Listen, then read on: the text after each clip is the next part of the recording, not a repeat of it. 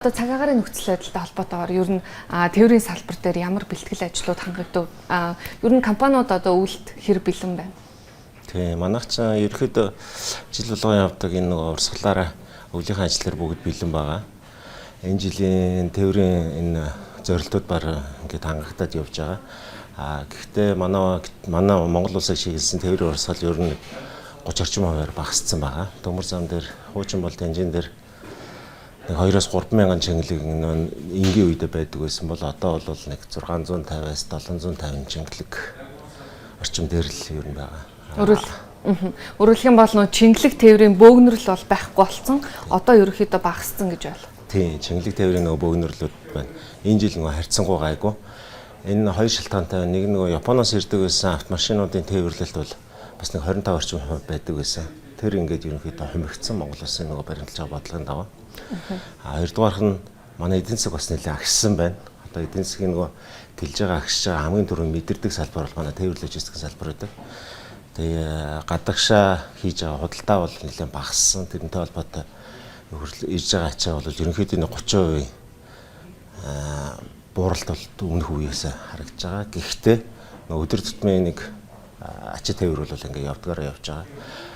Тэнжин дээр нэг 650 чингэлэг байгаа гэж харагдаж байгаа бол автомашинаар хятадаас гаралтай ачааны урсгал бас нэмэгдсэн. Ингээд дүүжүүлээд аваад үзэх юм бол тэр 141 саятай ер нь бол хүрэх байх. Гэхдээ энэний ихэнх 90-50 нь баг нүүрсний тээвэр байдаг шүү дээ.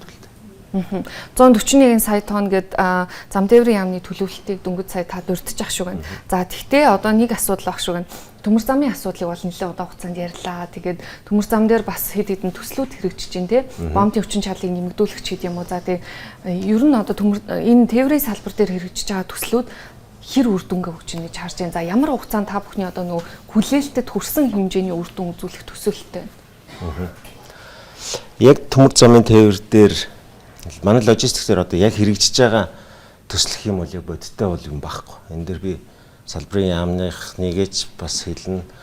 Бас энэ улс төрийн нөхцөл байдал, геополитикийн нөхцөл байдлууд бас нөлөөлж байгаа. Нодлон би бас яг энэ нэвтрүүлгээр ороод ингэ ярьж байгаа. Манай хуурай бомб хичнээн чухал ингээд манай бомбын сайд, зам тээврийн сайд бүгд ингээд дэмжиж явдаг байсан боловч тэр үеэс хойш бид нар ерөөсөө ахицтай юм юу ч гараагүй. Дахиад ингээд нэг жил бид нар алдчихсан. Одоо бид нар дараагийн бүтээн байгуулалтын үйлрэлүүд 4 сард хуурай бомбын ажлыг эхлэгээл бас одоо яриад явж гин. Тэгтээ яамнаас маань одоо нөгөө дэмжлэг маань багхгүй. Ахаад нэг хүмүүс нь солигдсон маягтай. Олон нөгөө агентлагууд маань бие биенийхээ шийдвэрийг эсэргүүцсэн маягтай. Зөрсөн маягтай нэг иймэрхүү явж байгаа. 3 улсын төмөр замын хэлцээр, засгийн газрын хэлцээр дагуу төмөр замыг хосуулгах жинийн үе улаан цаваас эрийн өөрчлөлтийн тал, замын үдээс Алтан булаг Монголын тал,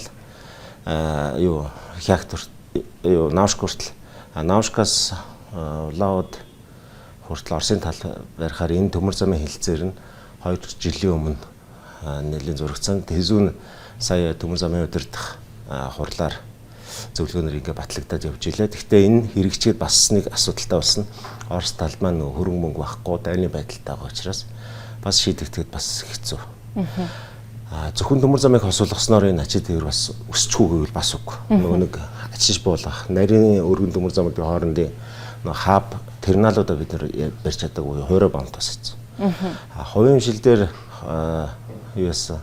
Суурилсан маягтай бид нар Улаанбаатар хотын нэгдсэн терминалыг Баян өртөн дээр сая сарын өмнө манай Туушин компанийнхаа санаачлаг гаргаад бас тээвэр зуучийн зарим компаниуд маань оролцоод зөвхөн нэг компани биш олон компани нэгдлэр энэ хувийн хвшлэрээ явахгүй бол улсаар хийн томхон төсөл бүтээн байгуулалтад явахаар дандаа хугацаа алдсан 7-8 жил шаардсан эсвэл баригдсныхан дараа одоо ашиглалтанда 100% нийцэхгүй тэг алдаатай одоо барилгын архитектур хүн тээвэр логистикийн терминалыг бариа явж байгаа нь өөрөө бас хүчээр дутагдaltaй байгаа байхгүй.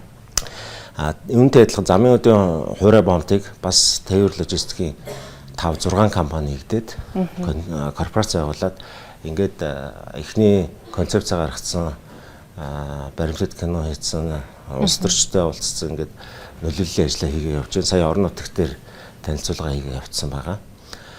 Ингээ энэ хоёр терминал байна баригдсны дараа 3 дахь төмөр замын асуудал бол угаасаа улс барьна. Яагаад гэвэл энэ асар их хөрөнгө оруулалттай. Манай 1111 км-ийг давхарлах. Тэгэхдээ Улаанбаатар төмөр зам буюу Оросын хөрөнгө оруулалттай компани маань оруулахад бас хөрөнгийн асуудалтай гэж байгаа. Одоо Улаанбаатар төмөр зам маань бас нэг үе бодох юм бол ингээд рекордуудын хэвдээд явж байгаа боловч төмөр зам маань галт хэрэг маань өөрөө бас байхгүй болсон. Хуучирсан галт тэрний парк маань хуучирсан. Энэтэй холбогдвол хөрөнгө оруулалтаа хийгээд Оросын талаас одоо хүсэлтэд Монгол талд өгөхөөсөө тавьдаг. Тэгээ тэр маань бас шийдэгдэхгүй ингээд удаад байгаа. Гэх мэтлэн Хүннөө хот гэдээ бас нэг төсөл байгаа. Тэгвэл Хүннөө хот маань манай Улаанбаатар хотод байгаа тээвэр логистикийн төвүүдийг хотоос гаргаад одоо нөгөө бөглөрлийг байхгүй болгоно гэж байгаа боловч энэ Улаанбаатар дундуур явж байгаа 90 10 вагоны зөвхөн нэг нь л импортын ачаанд 9 нь бол дамжин өнгөрөх болон нефт хангамжийн бус юмнуудад явдаг байхгүй. Тэгэхээр энэ төвжирлийг бууруулахад бас учир дутагдaltaй. Хоёрдугаарт нь богдуулыг тавьж байгаа төр төмөр зам нэлээд өндөр үнээр босч байгаа.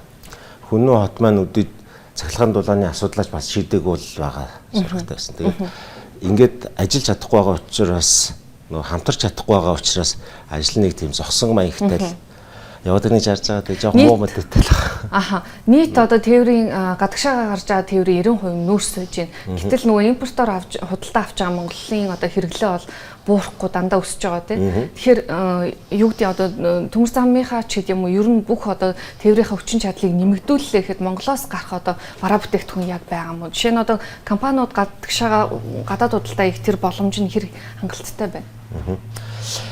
Яг тонтлогоос урагшаа бол нүүрс нарийн суугатаас урагшаа нүүрс гэж байгаа боловч төмөр замынхан гол зам тавьсан нөгөө Эрдэнэтийн зисмэн байгаа, жоншууд маань байгаа тийм. Энэ төмөр замын дагсан гадагшаа экспортын бас нэлээд их баруунууд байдаг. Улаанбаатараас замын үд хүртэлх төмөр зам маань өөрөө ачаалал өндөртэй зам. Одоо бүр айгүй олон өртөөдүүд байгуулад, зөвлөгөөд байгуулад үүнээс цааш ер нь жилдээ 3300 цуваа галт тэрэг хүлээж авна. Дамжин өнгөрүүлнэ. Өөр одоо нэмэх арга байхгүй гэдэг ийм дээд хязгаартаа тулцсан явж байгаа байхгүй. Тэгэхээр хос төмөр зам бол ойрын хугацаанд зайлшгүй яригдана. Экспортын асуудал бол энэ гол төмөр замыг дагсан асуудал явна. Тэгэхдээ энийг зөвхөн бас экспорттой бид нэр холбож үзэх бас учир тутал. Яг бол манай улс ч өөрөө Орос хятадын голд байгаа транзит тээвэр хийх алтан боломжтой 100% тийм боломжтой болсон байхгүй. Хэрвээ энэ бонтууд болон төмөр замыг хос болгосноор бид нэр энэ транзит тээврээс бусад тээврийн алдагдлуудыг нөхөхөр хэмжээний орлогыг бид нэр эндээс олох боломжтой.